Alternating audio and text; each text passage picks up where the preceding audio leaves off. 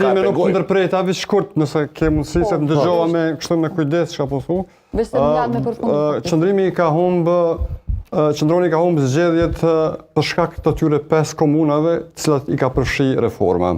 Ai ka qenë fituesi, domthonë ka qenë fitues për një pari në balotazh, para balotazhit, po i ka humbë sepse ka pas vetëm 18% mbështetjen ato 5 komunat, domthonë i ka pas 5 shatrat, falni 82% i ka pas kundër.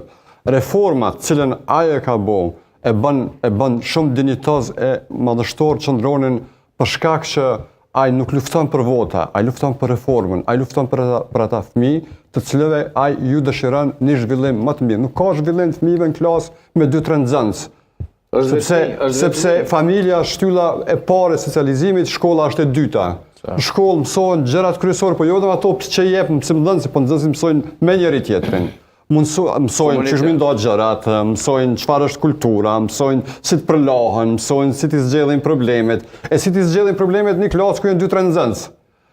Reforma ka pasur një pikë tjetër e cila ka të bëjë me mësimdhënësit. Ku është kërku, ku është ka pas pjesë edhe çështën e arsimtarëve, të cilët do të mbeteshin mbase pa punë, po do të merrin 70% rrogës derisa do të pensionoheshin para kohës së trajnimeve. Kështu që reforma e tij ka qenë në rregull. Unë kështu e shoh dinjitetin edhe madhështinë e Qëndronit për shkak që edhe pse reforma nuk ka qenë diçka që të sjell vota, ka luftuar deri në fund për të.